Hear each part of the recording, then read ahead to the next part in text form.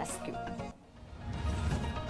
રાજ્યમાં આગામી 7 દિવસ વરસાદની આગાહી। હળવાથી મધ્યમ વરસાદની હવામાન વિભાગે આગાહી કરી। 6 ઓગસ્ટ સુધી માછીમારોને દરિયો ન ખેડવા આપી સૂચના।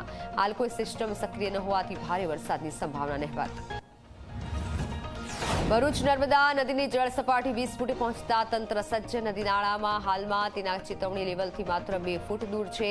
નર્મદાનું પાણી જોવા માટે આવતા સહેલાણીઓ માટે રસ્તો બંધ કરાયો। પોલીસ બંદોબસ્ત ગોઠવી બેરિકેડ લગાવાયા અને આસપાસના લોકોને એલર્ટ રહેવા માટે સૂચના અપાઈ।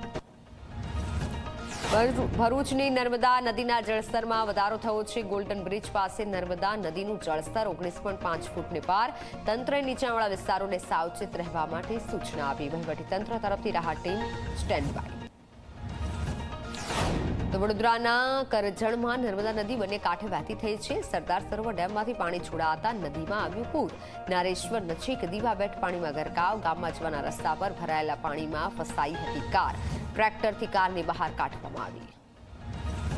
દાદરા નગર હવેલીના મોરખલ ગામમાં પુલ ધોવાઈ જતા લોકોમાં ભારે હાલાકી। ગામના ખેડૂતો અને બાળકો નાની પાણી પરથી પસાર થવા મજબૂર। છેલ્લા 5 વર્ષથી પુલ ધોવાઈ ગયો હોવા છતાં તંત્રના ખાડાકાન। કોંગ્રેસના પ્રદેશ પ્રમુખ અમિત ચાવડાએ આણંદના ઉમરેઠમાં આવેલા બેચરી ગામની મુલાકાત લીધી છે। બેચરી પાસે કેનાલ પરના જર્જરિત ગરનાળાનું કર્યું નિરીક્ષણ। બંધ કરાયેલું ગરનાળું બાઇક અને સાયકલની અવરજવર માટે મુકાયું હતું ખુલ્લું। નવું ગરનાળું વહેલી તકે તૈયાર કરવામાં આવ્યું। જ્યારે આ તરફ અરવલ્લીના બાયડમાં ગ્રામ્ય વિસ્તારોમાં ઝી 24 કલાકના અહેવાલની ધારદાર અસર થઈ છે। તંત્રએ રમાસથી અલાના અને ઉદયપુરને જોડતા રોડની હાથ ધરી છે કામગીરી। 1 મહિના અગાઉ બનેલા રોડ પર પડ્યા હતા ખાડા।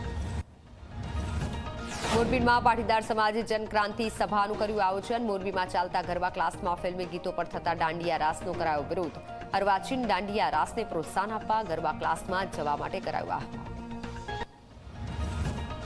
ગંભીરા બ્રિજ દુર્ઘટના બાદ કાર્યપાલક ઇજનેર અને નાયબ કાર્યપાલ ઇજનેરને ત્યાં તપાસ શરૂ। અપ્રમાણસર મિલકત મામલે તપાસ શરૂ કરવામાં આવી। સરકારે બનાવેલ એસઆઈટીએ કોર્ટના આદેશ મુજબ અધિકારીઓના નિવાસસ્થાને, કાર્યસ્થળ અને અન્ય સ્થળે કરી તપાસ।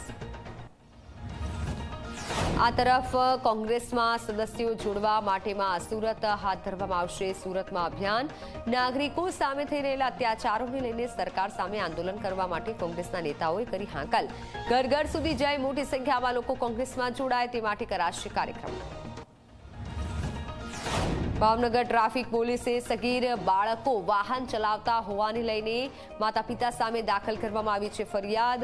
જ્યારે ટ્રાફિક પોલીસે 4 જેટલા સગીર વાહન ચાલકોના પિતા વિરુદ્ધ ગુનો દાખલ કર્યો છે। શાળા અને અન્ય જાહેર માર્ગો પર વાહન ચલાવતા સગીરો પર કરાઈ છે કાર્યવાહી।